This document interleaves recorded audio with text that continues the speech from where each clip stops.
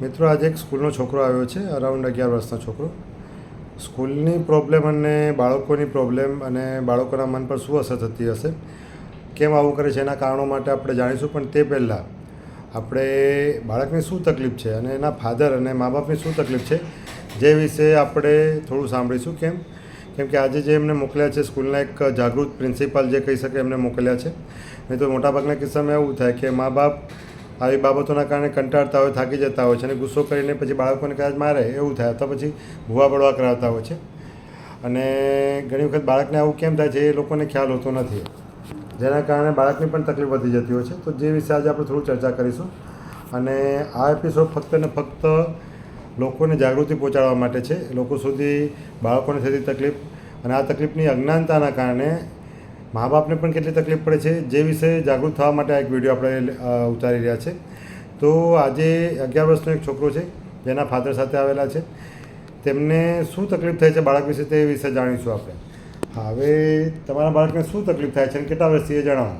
3 વર્ષથી એવું થાય. હા, એ સ્કૂલ ન કહે તો સ્કૂલમાં કેવું નહીં જ મરી જવું હું તો કે મરી જવું હા, એવું એવું જ એટલે છે. સ્કૂલમાં જવા માટે કહો તો એવું કે હા એવું કોઈ ગોરા પાવ કે ખરી મરી જાય કે સ્કૂલમાં જ નહીં જમે એટલે તલામાં પણ મરી જાય કે એવું ઓકે, એટલે સ્કૂલમાં જવા માટે બધી બીક લાગે છે. હા, એ હું ખબર એના માટે આવું 3 વર્ષ જે આવે એ કહો તો કે માર દે કોઈ વિચાર નહીં. અને પછી એને કોઈ કે મને પૂછે ને કહો તને કોઈ ખબર નહીં ત્યાં ગાર બોલતી ત્યાં કે ના મને કોઈ બોલ નહીં કે એવું કહીને બે રહે પછી ફક્ત આ સ્કૂલમાં જવાની વાત કરો ત્યારે જ એવું કરે, હા, ગુસ્સો ને એવું બધું. હા, ખાવા પીવું બધું છોડી બાકી દે. આમ નહીં. હા, આખો દિવસ પાણી ના પીવે, ખાય નહીં, કશું જ નહીં.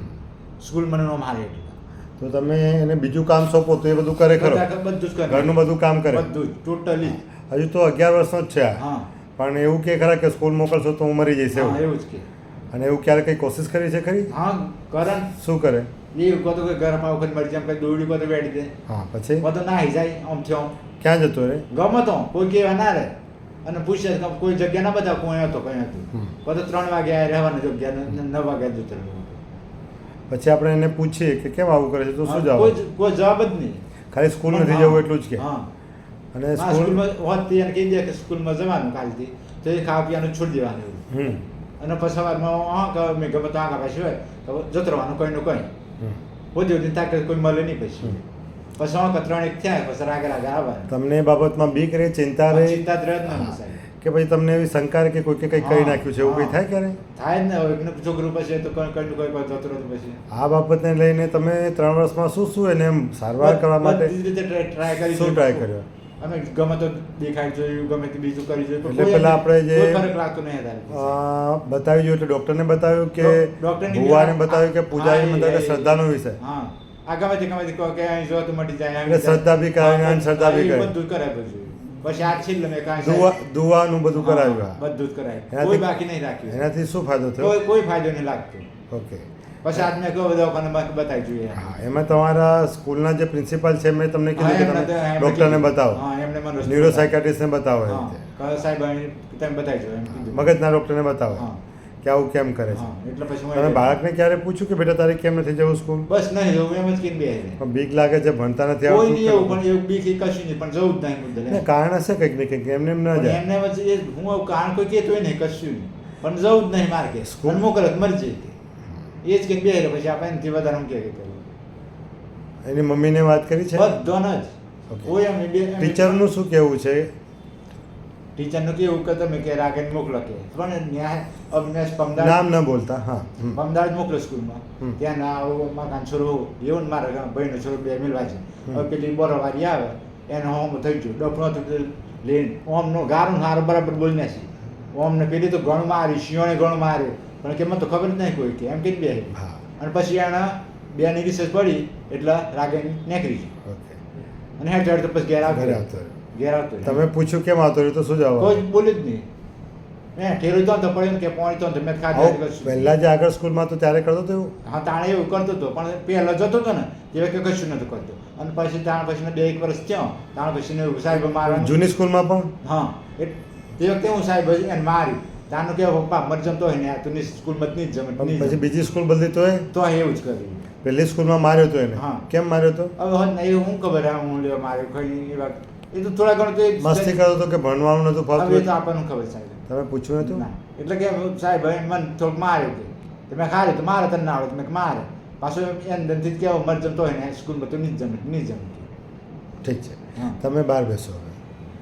બેટા આપણે 2 જણ બેસી, તું અહીંયા તો બેટા. તમે બી કાકાને બેસા દો કે બહાર બેસાડો 2 મિનિટ બેટા? બેસાડો અહીંયા કે બહાર બેસાડો બેટા? ડર નહીં બેટા, ચિંતા ના કર. આમાં તારો ફોટો નથી આવતો, આમાં દેખ મારો ફોટો છે, આ બાજુ આવતો દેખ, અહીંયા અહીંથી દેખી લે બાજુમાં, બરાબર છે?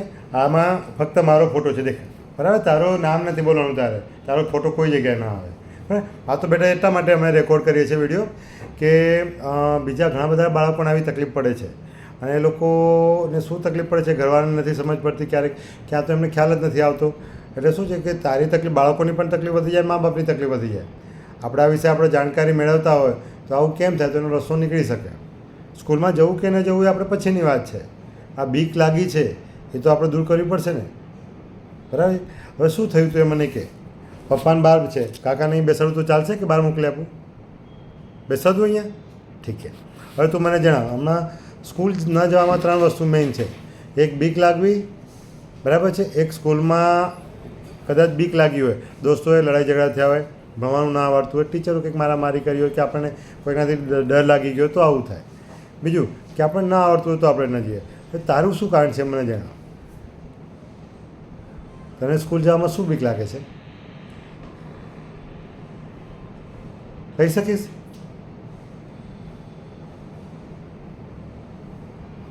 હમણાં કયા ધોરણમાં ભણે છે તું? ઓકે. આ નવી સ્કૂલમાં ગયો ત્યાં જ એવી તકલીફ પડે છે કે જૂની સ્કૂલમાં પણ બીક લાગતી હતી જવામાં, નહોતું ગમતું? જે તું આગળ પેલી જૂની સ્કૂલ હતી ત્યાં પણ તને નહોતું જવાનું ગમતું કે આ નવી સ્કૂલમાં નથી જવાનું ગમતું?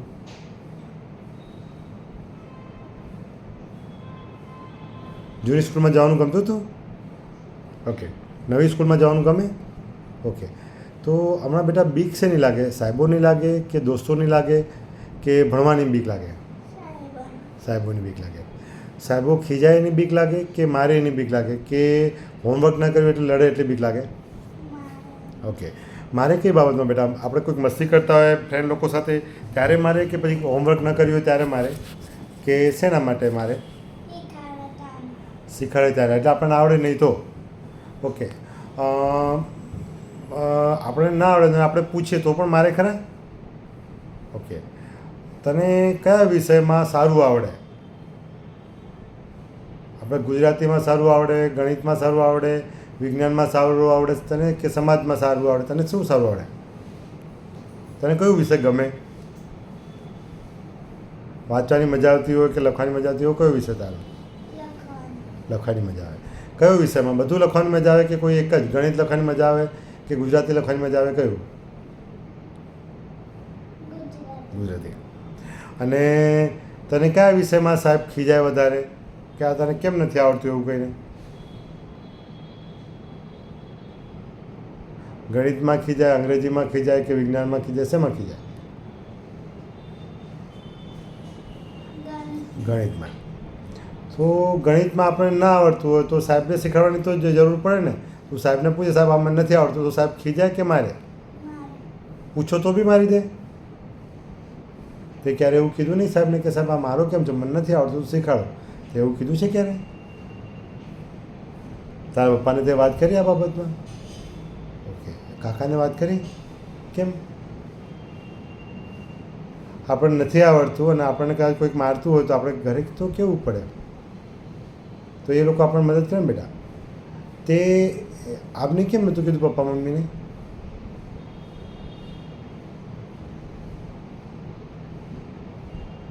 પપ્પા મમ્મીને તો કીધું તો પપ્પા મમ્મી મારતા તને ફરી કે ખીજાતા? ઓકે.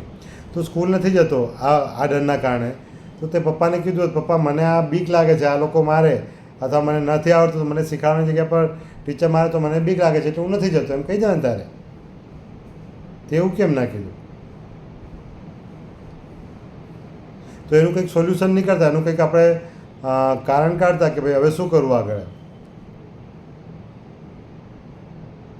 ખાલી ગણિતમાં જ એવું બીક લાગે કે બીજા વિષયમાં ખરું?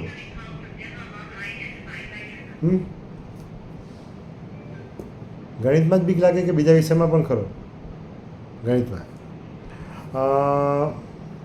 એ બાબતમાં તે સાહેબને વાત કરી હતી કે મને નથી આવડતું ગણિત એમ? ઓકે. તો ગણિતમાં તને પૂછે એટલે મારે, અને ના આવડતું ત્યારે મારે, કે તું લખતો ના હોય એટલે મારે, કે તને બોલવા કે ના આવડે ત્યારે મારે? ક્યારે મારે સાહેબ? વાંચવા કે ત્યારે? તું વાંચવામાં તને તકલીફ પડે ખરી? ઓકે, તો વાંચવામાં કેમ મારે? ઓકે, ગુજરાતી તને વાંચતા આવડે? ગુજરાતી વાંચતા નથી આવડતું. હિન્દી વાંચતા આવડે કે એ પણ નહીં? ઠીક છે. તારું નામ લખતા આવડે છે તને? એટલે અહીંયા બેટા તારું નામ લખેલું પાછળ, જે ભાષામાં આવડે તે ભાષા, ગુજરાતી અંગ્રેજીમાં જે ભાષામાં આવડતું હોય.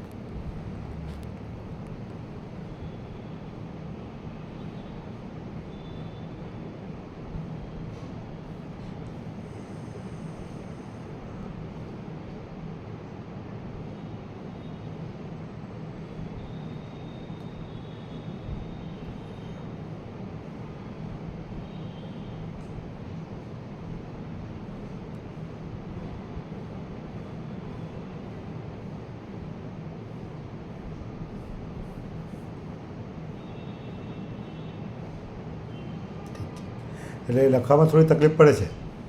ઓકે, સ્કૂલમાં બેટા તમને શીખવાડતા હતા ખરા એ કક્કો ને બધું? ઓકે, ઘરે પપ્પા મમ્મી ભણેલા છે? પપ્પા મમ્મી ભણેલા નથી. પપ્પા મમ્મી ભણેલા નથી. ઓકે, પપ્પા મમ્મી ક્યારે ભણાવે ખરા એમને?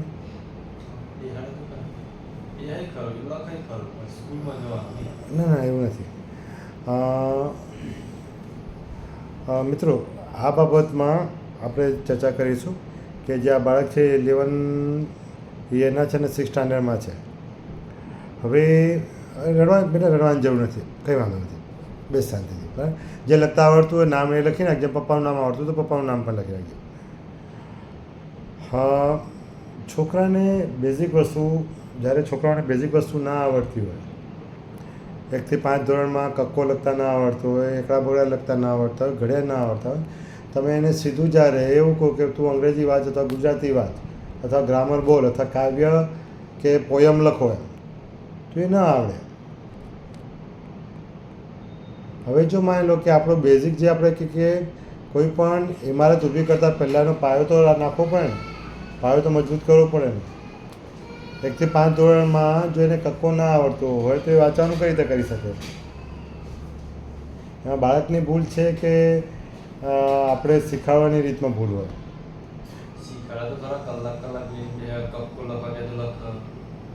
ના, હમણાં તમે જો એના નામ લખવામાં એને તકલીફ પડે છે. આ જો 6th સ્ટાન્ડર્ડમાં હોય તો ગુજરાતીમાં નામ તો લખી શકે. ભણવું એટલે ના, નથી જ આવડતું, એને પૂછવાની જરૂર નથી. એ આવડતું તો એ લખતું ને હમણાં. છોકરાઓને શીખવાડવું એ જવાબદારી આપણી છે. હવે જ્યારે છોકરાઓને આપણે શીખવાડ્યું ના હોય, એને સ્કૂલમાં મોકલતા હોય અને તમે એવું કહો કે આને નથી આવડતું, તો પછી એ જોખમ છે. હવે માની લો કે આમાં ગરબા નવરાત્રિના ચાલે છે, બરાબર છે. હવે કોઈ છોકરો કે કોઈ છોકરી જિંદગીમાં ગરબાના ડાન્સ શીખ્યા નથી અથવા ડાન્સ કરતા નથી આવડતું અથવા ક્યારે બી ડાન્સ શીખ્યો નથી અથવા કર્યો નથી, એવા લોકોને તમે ગ્રાઉન્ડમાં ઉતારી દો ને એવું કહો તમે ગરબા રમો, ન જ આવડે ને. ચલો, ગરબા રમવા માટે આપણે કહીએ અને એને ગરબા ક્યારે ન શીખ્યા, પણ કમસે કમ ડાન્સ કરતા આવડતો હોય બીજો, એ કમસે કમ ગરબા થોડા ટાઈમમાં શીખી તો જાય. આજથી રમવાનું ચાલુ કરે, શીખે તો નવરાત્રિના છેલ્લા દિવસ સુધી એ ગરબા શીખી જાય, કેમ કે ઓલરેડી એને ડાન્સ આવડે છે. તો ભણતરમાં પણ એવું છે કે સરવાળો બાદબાકી કરતાં પહેલાં, વાક્ય રચના લખતા પહેલાં કક્કો આવડવો જરૂરી છે. 1 થી 10 જેવી રીતે આવડી રીતે 1 થી 100 આવડવું જરૂરી છે. બેટા, આ કક્કો આવડે છે ખરો? કક્કો લખી નાખતો થોડો.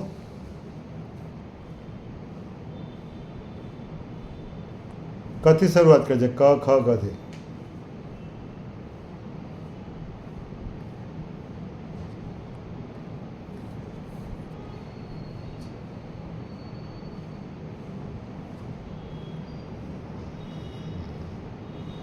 ડાયગ્નોસિસમાં એક ડિસ્લેક્સિયા રાખ્યો.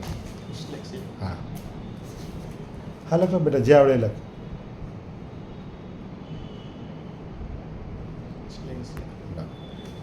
મને કાગડા તમે આ જોજો, બરાબર છે મિત્રો. 6th સ્ટાન્ડર્ડમાં સન છે જે આ સ્ટુડન્ટ છે. હવે એમને જે લખાણ લખેલું છે કક્કો એ તમે જો જરૂરી છે, કેમ કે જે રીતે આપણે ડિસ્લેક્સિયા કહી શકીએ તે રીતેનું એક એમનું લખાણ છે, જેમાં ક એમને એક ઊંધો લખેલો છે, છ ઊંધો લખેલો છે, બરાબર છે. તો આ જે તકલીફ છે એ સ્પેસિફિક લર્નિંગ ડિસેબિલિટીમાં કહેવામાં આવે છે. આપણે એવું માને છે કે બાળકોને દિમાગ નથી અથવા મગજ નથી એટલે આવું થાય છે, અને મોટાભાગના મા બાપને પણ ઘણી વખત આ તકલીફોનું ખ્યાલ હોતું નથી. બહુ હોશિયાર જે કહી શકાય કે ટીચર હોય, જેને બાળકોના મનોવિજ્ઞાન વિશે, ટીચિંગ મેથડ વિશે જેમને ખ્યાલ હોય છે, જેમ કે આજે એક પ્રિન્સિપાલે એમને મોકલ્યા છે, જેમને આ બેઝિક વસ્તુ આ સ્ટુડન્ટની આઈડેન્ટિફાઈ કરીને એમને મોકલે છે કે સાહેબ છોકરાનું વર્તન આવું છે, એટલે કદાચ એને ભણવામાં તકલીફ છે કે કોઈ બીજી તકલીફ છે, તમે જોઈ લો એમ. તો એ બાબતમાં આપણે આ જે છોકરો આવ્યો છે, તો આ છોકરાનામાં જે અમારી ભાષામાં જે સાયકોલોજીકલી ઇસ્યુ જે કહેવામાં આવે છે એ ડિસ્લેક્સિયા નામની તકલીફ કહેવામાં આવે છે. ડિસ્લેક્સિયા જે અમીર ખાનનું જે મૂવી હતું તારે જમીન પર, જે મૂવીમાં પહેલાં જે છોકરાને તકલીફ હતી, જે કેરેક્ટરમાં જે તકલીફ હતી, એ તકલીફ જે છે જેમાં બાળકનું મગજ સારું હોય, જેમ કે એ બીજા કામ કરી શકતો હોય, રમી શકતો હોય, ખેતરમાં રમી શકતો હોય, બીજા છોકરાઓની જેમ કામ કરી શકતો હોય, બધું જ કરી શકતો હોય. ફક્ત ભણવામાં એને અક્ષરો ઓળખવામાં તકલીફ પડતી હોય, અક્ષરો આઈડેન્ટિફાઈ કરવામાં તકલીફ પડતી હોય છે, લખવામાં તકલીફ પડતી હોય છે, અને વાંચવામાં તકલીફ પડતી હોય છે. તો આના માટે સ્પેસિફિક ટીચરો જોઈતા હોય છે, સ્પેશિયલ એબિલિટી ધરાવતા અને સ્પેશિયલ સ્કિલ ધરાવનાર લોકો. હવે આ જે ડિસ્લેક્સિયા નામની બીમારી છે એ કોઈ માનસિક બીમારી નથી, એક બ્રેઇનની કન્ડિશન છે, જે કન્ડિશન ઘણી વખત એ ઇમોશન, થિંકિંગ પેટર્ન અને જેનેટિક કારણો સાથે જોડાયેલી છે, જેને તમે યોગ્ય ટીચિંગ મેથડ અને યોગ્ય કાઉન્સેલિંગથી ઇમ્પ્રૂવ થઈ શકે છે. તો આજે જે એક તકલીફ સાથે આજે સ્ટુડન્ટ આવેલો છે, એ સ્ટુડન્ટની જે ડિસ્લેક્સિયાની તકલીફ છે, જેમાં તમે જોઈ શકો છો કે એમનું હેન્ડ રાઇટિંગમાં સ્પેસિફિક તમે દેખો કે આ એક રિવર ઇમેજ બતાવે છે, રિવર્સ ઇમેજ. તો આ ડિસ્લેક્સિયાની તકલીફ કહેવામાં આવે છે. કોઈ મગજની જે આ એક તકલીફ કહેવાય છે, એમાં કોઈ માનસિક બીમારી આ ગણાતી નથી. આ બ્રેનની એક કન્ડિશન છે, બરાબર, જે કન્ડિશનમાં આવું થતું હોય છે, જેના માટે લાંબા સમય માટે એક ટીચિંગ પ્રોપરલી કરાવવું જરૂરી છે, તેમજ કાઉન્સેલિંગની સારવાર બહુ જરૂરી હોય છે. અને ઇન્ડિયામાં ઘણી વખત પહેલાં જે આપણે કહી શકાતું કે ઓછા પર્સન્ટેજમાં આ તકલીફ દેખાતી હતી, પણ ધીરે ધીરે હમણાં આ વધી રહી છે. અમુક કારણોસર એવું પણ છે કે જે ટીચિંગ મેથડ છે કે જેમાં થોરોલી પાસ આઉટ કરી દેવા, જેના કારણે બાળકોને શું તકલીફ પડે છે એ રૂલ આઉટ નથી થતું, તેમજ બાળકોના મા બાપને પણ ખ્યાલ નથી આવતો ઘણી વખત કે બાળક 1 થી 5 ધોરણ કે 6 ધોરણ કે 7 ધોરણ પાસ થઈ ગયું, માર્કશીટમાં પાસ થઈ ગયું છે અને આગળ વધી ગયું છે, પણ હકીકતમાં એને એની ઉંમર પ્રમાણે લર્નિંગ થયું છે કે નહીં, અને લર્નિંગ નથી થયું તો એનું પાછળ કારણ આવી બીમારી તો નથી ને, એ જાણવું બહુ જરૂરી છે. તો મિત્રો, આ એક તકલીફ હતી આપણા સમાજમાં જે બાળકોમાં જોવા મળતી હોય છે, જેની યોગ્ય રીતે ટ્રીટમેન્ટ કરવામાં આવે તો એ લાંબા સમયથી ઇમ્પ્રુવમેન્ટ થઈ જતું હોય છે. તેમજ આના માટે સ્પેશિયલ ટીચર ટ્રેનિંગ પણ જરૂરી હોય છે, અને એ રીતે એને શીખવાડવું જરૂરી છે. Thank you. હું છું doctor Mukundray Dindor, MD consultant ન્યુરોસાયકાટ્રિસ્ટ, અને લુણાવાડા ખાતે પ્રેક્ટિસ કરું છું. તમારે પણ કોઈ આવી તકલીફ હોય તમારા બાળકોમાં કે તમારા સ્કૂલમાં કોઈને, તો તમે મારો કોન્ટેક્ટ કરી શકો છો. મારો નંબર છે 9979845854. Thank you.